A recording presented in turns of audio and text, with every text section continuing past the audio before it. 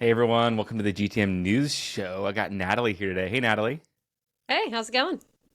Doing pretty well, doing pretty well. Thanks for coming on the show. So, Natalie is the head of growth and operations at Navattic, which we were just joking before I hit record about names and yeah, so names can be challenging sometimes to pronounce, but Navattic, and I've been following their journey for a while in regards to creating a demo experience. I wanted to have Natalie come on and share learning successes, how you can apply a demo experience on your website, and kind of high level, kind of take a step back to frame the conversation for the audience. We're definitely seeing this huge push towards product-led growth, right? Where people can have your time to value is quicker, right? Where you're getting value, you're getting impact as quickly as possible, and the folks that create impact usually get the business as quickly as possible. And we're also seeing this push towards away from folks gaining information through salespeople, and they're doing their own research, right? And so Forrester did this study actually back in 2013, which seems like a lifetime ago, right? 10 years ago. And they said 2/3 to 90% of the buyer's journey happens before a buyer talks to a salesperson. So 2/3 to 90% of the buyer's journey happens before a buyer talks to a salesperson. So much of the buyer's journey is changing. People are obviously going through communities, LinkedIn, Google, word of mouth, internal, etc. And we're also moving kind of to this show me, don't tell me world as well, kind of the product led growth and stuff like that. So show me what you do, don't actually tell me. People want to have that hands on, they want the instant gratification. And Natalie, before I kind of turn over to you to kind of jump into it, I noticed this on your profile. One of your top posts that you highlighted was, I'm going to read the stat that you shared, was that clicking a book a demo CTA, right? Like the book a demo, classic book a demo, or contact us CTA, call to action on the website, doesn't guarantee a demo. After booking a demo, they looked at the top 100 SaaS companies, and we found that 35% never got in touch with us, right? So people that booked a demo never actually got in touch. And then it took on average 2 days for a company to respond. So yeah, we want to kind of frame the conversation, Natalie. I'd love to hear from you, how you educate folks on this demo experience, kind of high level, from a story standpoint, and then kind of give us your best case for why folks should have a demo experience on their website. Yeah, first off, can't believe that stat was from 2013. It feels like I've seen that Crazy, stat right? just slowly go up from like 2/3 to like 80% to 90%. I think G2 last year saw somewhere around like 90%. So it feels like it's a more recent trend of, giving buyers a better experience, making it more self-serve. But to see that since 2013, I think that data just really shows itself, like consumer, whatever you want to call it, like consumer process, self-serve process for a while. But the data that you pointed to, the 2+ days to get a demo request, the fact that we had a numerous amount of companies just not respond to us in that report shows that even for the past 10 years, we are not doing what buyers want. Like there's a misalignment between how buyers want to buy and how the system is currently set up. And I think that's because of a few reasons, right? I think to start, in the old days, like buyers weren't as knowledgeable about technology, right? You didn't necessarily trust that they could do their own research, could go figure it out on their own. On top of all that, like I think PLG just changed the motion of, okay, we can let buyers just get hands on first and they'll figure it out. Like we don't have to gate everything, it doesn't have to be all on us. So all that being said, I think the biggest kind of best case, and I'll back this up with some numbers, but it's just Awesome. you get, more conversions, faster conversions, better prospect experiences, and then ultimately happier customers if you're creating a buying process in the way they want to buy. I love it. That's well said. And I think going back to aligning the sales process, right, to the buyer's journey. And I think we've been so focused on what works for us that we've kind of missed what works for the customer. And I think even taking a step back, that's why we've seen PLG. That's why Amazon is so successful, right? Amazon is not really, they really didn't have any products, right? But they are a delivery service. They're a convenient service, and a customer service platform, delivery platform, right? And so I think getting back to what customers want, especially in the SaaS world. I think service-based businesses, this is less. I think they've had to focus so much on experience and customer relationships. I think the SaaS world, where profit margins are so high and they can throw as much money as they want, being hyperbolic, but they can throw as much money as they want at marketing and sales to get customers. And so I think getting back to that customer experience, getting back to and aligning that versus just what is our process. And even you hear about terminology too, like sales processes or, versus the buyer's process, right? Or the buyer's journey, and making it more about them and trying to align with them. And I think even to that stat we were talking about earlier, I mean, that was 10 years ago. I think we've been in this age of, grow at all costs. And so many, especially SaaS platforms, have been able to, they didn't have to, stay up with the times, right? And so I think that's what I've noticed. Whereas people have been wanting this for a while, and they've wanted more instant gratification. So I'd love for you to dive a little bit deeper into kind of what stats have you seen for folks that have like implemented a demo experience, and what kind of rewards on the other end have they produced? Yeah, to start, I think just kind of, like I said, putting some stats behind that. Buyers want to buy more self-serve. The biggest way we've seen this is from that research we did. We also looked at like what are the average conversion rates for book a demo CTA, or if you are a PLG, we found reports on, for free trial or freemium. And we see that on average, book a demo CTA has about like 2 to 3% conversion rate on your website. So out of all the website visitors, 2 to 3% are going to that book a demo CTA. PLG is a little higher. It's going to be like 4 to 6%. But that is still a way majority of website visitors. That means that are never seeing or getting the value of your product. Yes, maybe they're reading about it, but still it's a lot different to read than to feel something. And we've seen with interactive demos about a 30% engagement rate. So that means a third of the people on your website will be able to see your product, interact with it, get some value, and then probably be ready for the next step if it makes sense. If not, maybe they're not ready to buy now, but they're like, okay, I now understand why I would want this and can come back to it later. I love that. Thanks for sharing. And I love how you separated the idea of I think book a demo or some sort of CTA where it's very high intent, right?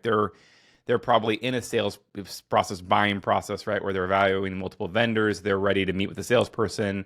And if you look at that stat of like 90% of people do their research before, by the time they click book a demo, they're already in the races, right? You probably have a lot less opportunity to influence the buyer's journey. And I think what you said there, maybe if you could elaborate a little bit more on the buyer's journey is how you can influence it before they even get to that place where they're ready to buy. Have you seen anything there? Even anecdotal, it may not be or qualitative, maybe not quantitative. Things you've seen where it's like, hey, you're able to educate people, you're able to provide some value, even like make them aware of a problem that they didn't have, right? You're kind of all those demand generation, demand creation motions. Any thoughts there? Yeah, I think the biggest example we've seen of this is our customer Trainual did this A/B test with interactive demos versus videos. And they are PLG, they have a free trial.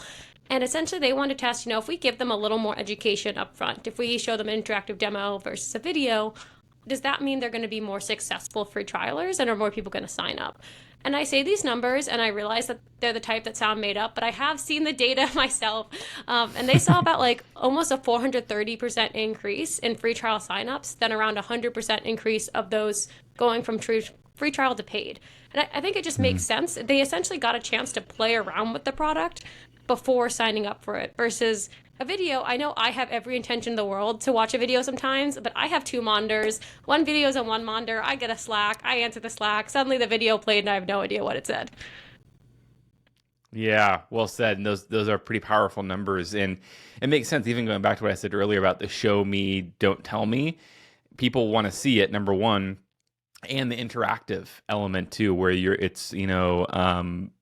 participating in the process versus somebody just kind of telling them. In video too, I think what's interesting, I've noticed too in a trend, if it's thought leadership and like super educational and like super like practitioner focused and deep dive educational, maybe you can keep somebody engaged.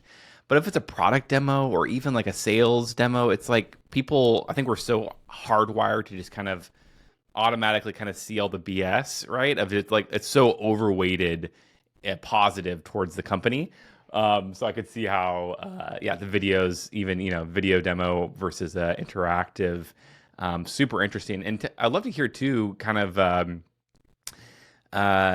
in what situations have you found, maybe what folks have you seen it be the most successful with? It sounds like PLG, product-led growth, folks that have some sort of free trial or software, right, where you can tangibly touch it and you can kind of create a version of the product on your website. What other situations or what other types of companies have you seen this be a really good fit? Yeah, generally it does have to be some type of software, right? Like since it's not a video, since we are cloning your software essentially, there needs to be some software behind it. But we do find there's kind of usually two camps. It's either you're already PLG, like we talked about, and you want to be even more PLG. Like you want to take it to the next level, you want to put your product on your website or bring it up in your marketing cycle. On the flip side, maybe you're sales led and you're like, everyone doesn't stop talking about PLG. I get it. It's great. I don't have the engineering resources. I don't have the time. I need something like in a week, not in a year. So it's almost sales led companies we've seen taking their first steps into PLG, or what we call like PLG light. I think especially sometimes if you're more a complex or like a product that has multiple product lines, sometimes people are like, oh no, my product's complex. Like I can't show them the product. But actually these demos, we've seen a lot of customers break them up by use cases, by personas, maybe create demo centers. It's a really easy way to digest, like, okay, this is everything this product does. I get it now versus, I think especially for more complex products, sometimes there's a lot of value props. You're like, but what do you do? Fascinating. Thanks for sharing, and I appreciate you kind of breaking out as well the sales-led versus product-led, and the software in particular. Maybe we can talk a little bit about service-based businesses and if you've seen any emergence of that, because I'd be very curious if any service-based businesses or non-software. But that's cool. So kind of high level, what I'm hearing is obviously if you have a product-led makes total sense to kind of bring it down further down in the funnel. And I see that a lot, especially, you see a lot with a lot of product-led companies. They have a demo experience on their website, even though you can create a free trial, right? You're still, once again, providing that value as quickly as possible. You get tangible. You don't have to enter your email address. There's not some sort of gating process. It's super efficient and quick. And then sales-led, if they're, they primarily use salespeople as their way to sign up customers, bring it down. What are some of the challenges you've seen with folks in a sales-led in particular? I think product-led is probably pretty cut and dry. People are probably, they're all for it, right? It's much easier to adopt.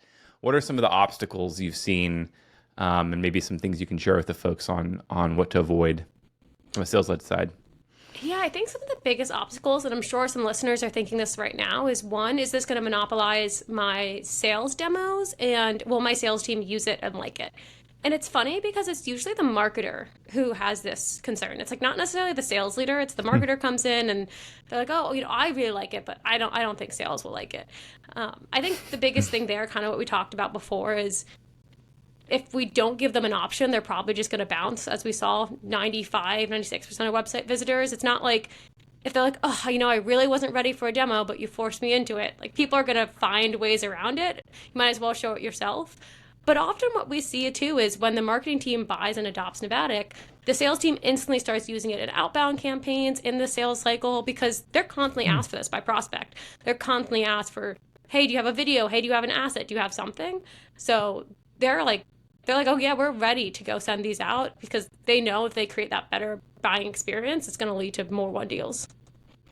Oh, that's super cool. Any thoughts on, so obviously on the front end, you haven't seen any sort of cannibalization of demo requests or things like that. It only helps obviously get better demos, whatnot. But then further down the line in the buying journey or the sales process, you've seen the sales team. I'd love to hear more about that, because this makes so much sense, right? First, the sales folks are always pressed for time. They want to be super efficient versus getting on a call. We're seeing a lot. This almost reminds me of one-to-one video, right? Vidyard or Loom or things like that, where we're seeing asynchronous communication. Any thoughts on that of how sales folks have used these demo record? It's almost like a demo recording, right? But it's more, I presume it's more interactive than just a demo recording, right? Exactly, yeah, because you are actually clicking through yourself. You're being guided, so it's not an open sandbox click anywhere experience. You are being guided through it, but you do have to engage to make it work. Like unlike a video, which you can kind of play in the background, you have to click. You can't just kind of zone out. Hmm. But the main way we're seeing in the sales cycle, like AEs using this, is especially for multi-threading or to show a decision maker. Because let's say, if your boss is super busy, they're not able to hop on a call. So you're like, okay, I'll record this demo and send it to my boss. It's like you're going to send your boss an hour-long recording that they're probably not going to watch. Versus if you know your boss just cares about analytics, well, we can send them a demo, interactive demo of just the analytics features, take 30 seconds to go through. So it's a way to maybe help speed up getting approval, loop in other members of the team without necessarily needing to get them on that call. Oh, that's super cool. I love that where you're, once again, people are pressed for time. I think creating, that's where that time to value, right? I think is a big part of it where everyone has so much competition. There's a million and one ways to solve a problem. And the folks that can deliver that the quickest sometimes, going back to the Amazon situation, right? They're not creating any products. They're just delivering an experience faster than anyone else, generally speaking. That's super cool. I love that from the sales standpoint. And even have you seen folks use from like a sales-led org, sales-led company, they don't have it on their website, but they just use it in the sales process? Have you seen Yep. that? Yeah, especially I think sometimes it's really enterprise companies or like we sell to a lot of cybersecurity companies and we understand sometimes they have to be very careful about what they show. It's a very competitive space. Mm. So we'll have a lot of those customers who may just use it in the sales cycle, maybe use it also, like we said, in outbound cadences, sometimes like a pre-call or pre-demo. It's like, hey, you're going to jump on this demo just beforehand if you want to check it out a little bit.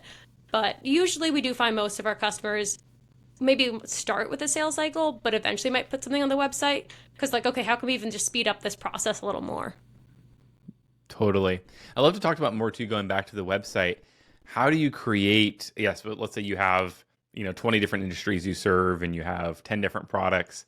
How do you kind of summarize that in a, does your guys' all tool help kind of create that process of like, hey, you're in this industry, here's your specific, because once again, going back to like that one-to-one experience, yeah, how do you create that personalization? How do you make it personalized to them? And that's maybe my biggest, yeah, I'm kind of thinking from like a sales perspective or even from a customer perspective, like how do you make it custom to them? How do you make it, unique to their situation?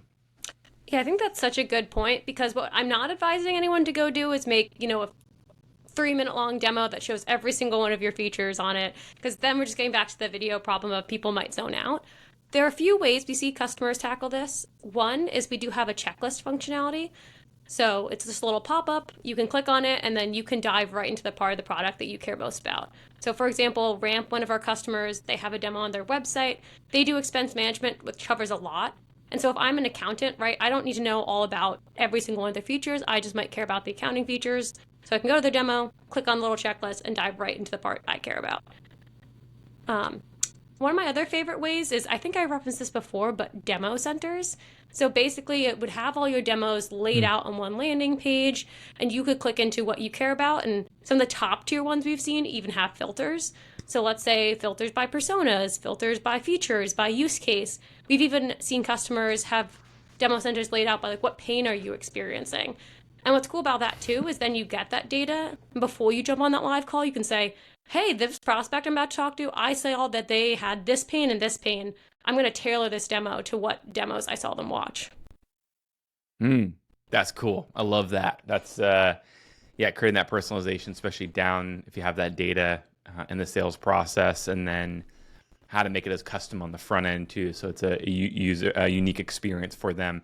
I'm curious, and you don't have to share if you don't want to, but I immediately thought of like, smart content, right? That's, based upon IP addresses and stuff like that. Is there any product roadmaps or thoughts or even discussions on like, how do we match, based upon their country and geography and actually create, they don't have to click anything. It's just automatically a unique demo experience for them. So we do have right now the ability to see what account is going through your demo, even ungated. It doesn't personalize yet. We have used internally Mutiny to do that. So I've run a few ABM campaigns where depending on the industry, they'll get an entirely different demo.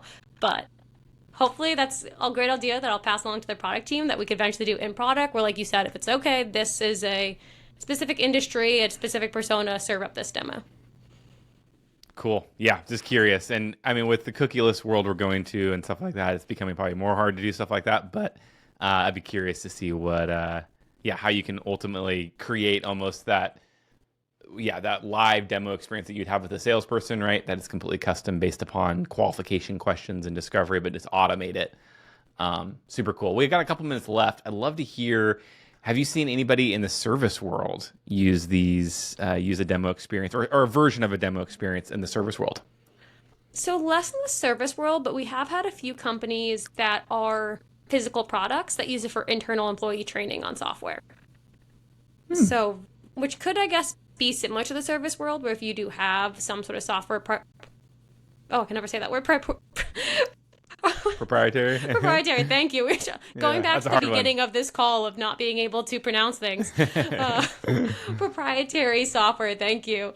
And like anything like that, where you want to either train your own internal employees on it, or if you want to maybe show, like part of working with your service is you get access to this and you want to show off that. But not too many services that we work with. Got it. Any thoughts on why? I think the biggest thing right now is just value alignment. Like for software, they get the most value of, they're going to get higher quality leads. They're going to get more free trialers, and eventually improve sales cycle win rate. Like that's just probably more enticing to software companies than potentially services right now. Got it. Okay, that's helpful. Thanks for sharing. Awesome. And so getting started, I'd love to hear, how can folks get started? Maybe if they're a smaller company or a larger company, tell me like some use cases of just like getting started of like where would you recommend folks getting started based upon their different maturity levels? Honestly, no matter where you are, we recommend just starting with like one demo. Typically, we say like a secondary CTA on the website. Maybe if you're not ready for it to be a main CTA for a specific product line or product, and just starting off with building one demo for that, seeing how, maybe that specific page converts higher. If it is for the entire website, do you get the increase of free trialers, book of demos, and then expanding into that like use case specific demo centers, right? Because yes, that's the ultimate end goal, to have it as personalized as possible, but we find it usually helps just to start building one, kind of get used to it, understand what makes a demo perform well. It does take some tweaking and time. Like you build the initial demo and then you look at your analytics to say, where are people dropping off? What features are most enticing? Where can I tweak this up? And then it's much easier to build demos after that. Fascinating. I'm curious, what sort of resources do you recommend folks utilize, because I'm thinking we're trying to reverse engineer the perfect demo experience or a version of a perfect demo experience. Sales calls, recordings, processes. How do you help without testing? Obviously testing is the number one way to do it, but in advance, what kind of resources do you recommend folks kind of leverage to kind of start building those things out? The main thing I recommend always is just make sure you are planning out your demo, almost like an outline to an essay or any other big presentation. And we have a storyboard builder where what it is, it's just a Google sheet. And you can say, I want to highlight these features. I want to write this copy for it. Get that internally approved before you go to building. We often say the hardest part is figuring out what you want to show and the story you want to tell, not the building part. And it's much easier to get, a Google sheet approved than it is to get the final end demo and have to redo that. So I'd say that's the biggest tip, is make sure you do that planning in advance, because it just makes the whole process a lot smoother. Oh, I love that. That makes sense. And I completely agree with you. It makes sense, this story and, making sure you cover all those bases. And then, and I can imagine like, if you use a call recording system, kind of find your best demos, figure out what those things covered. And then I'm sure the tools you all have can help pull out those things that you want to highlight and make sure it's comprehensive and it's end to end and super cool. Anything else we haven't touched in the conversation? You're like, oh, this is really important, or best practices or ways to think about a demo experience on your website? One final tip around building, and then one best practice. For a tip around building, I've been using summary AI tools recently. Specifically, I use one called Summarize, where I take a demo recording, like you said, and then have it basically create that first draft of the outline for me. Like, yes, I always need to edit it. It's AI, it's not perfect, but that's been helpful if you are wondering, where do I start? It's like, just ask your best sales rep for the best demo recording, summarize it, and then you at least got a little more like entry level outline that you can work with. And for some best practices, I think the biggest thing to remember, and goes back to that planning phase, is this should be a story. This is showing the value you're getting. This is not a how-to. So for example, sometimes we see customers show the login state, which if you're making like a how-to tutorial, that makes sense. You have to show how to log into the product. But if you're just trying to explain the value of the product, there's not much value add there. So really, when you're thinking about how should I present this demo, don't think of it about how to teach someone how to do something, but what are the end results they're going to get by doing it. That's super cool. Natalie, I bet you all could like write a book on creating the perfect demo, because even like storytelling, right? Like whether it's sales led or whether it's a salesperson or whether it's a virtual experience, I'm sure there's just a lot of principles that apply to how do you take people through a story, how do you communicate the problem and the solution and everything else in between, and also provide impact and whatnot. And super cool. And then also eliminating, some of the things that don't make sense.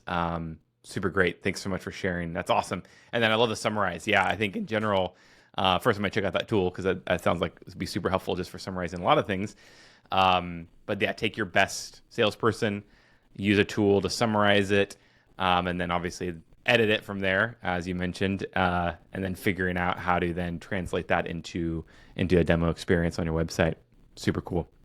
Awesome, Natalie. Well, this kind of high-level, big picture, taking a step back for everyone. I think, once again, when you're looking at whether you're sales-led, a service company, a software company, small, large, and everything in between, how do we get things that are tangible, interactive on the website as quickly as possible, whether it's a free trial from a product-led motion or from a demo experience, right? If you're sales-led and you don't, there's no way for people to sign up for your product and get impact from that. Is how do we ultimately match people's expectations? Because we know as consumers, we want that. The data shows it. And then also, obviously, with Navattic and their success of seeing, the time to value and the reduced sales cycles, et cetera, how do we ultimately just meet customers where they're at, right? And provide that demo experience faster and custom. And then also through the sales process. Super cool, too. I haven't really thought about that, how you can use it through the sales process. So love it. Thanks, Natalie, for coming on. Natalie, how can folks find you online and follow you? Yeah, not shockingly, on LinkedIn. I post a lot about interactive demos. If you want to learn more, if you ever have any questions, feel free to reach out. Awesome, Natalie. Sweet. We'll put those links in the show notes. Thanks, everyone, for listening, and we'll see you next week. Thanks again, Thanks Natalie. for having me.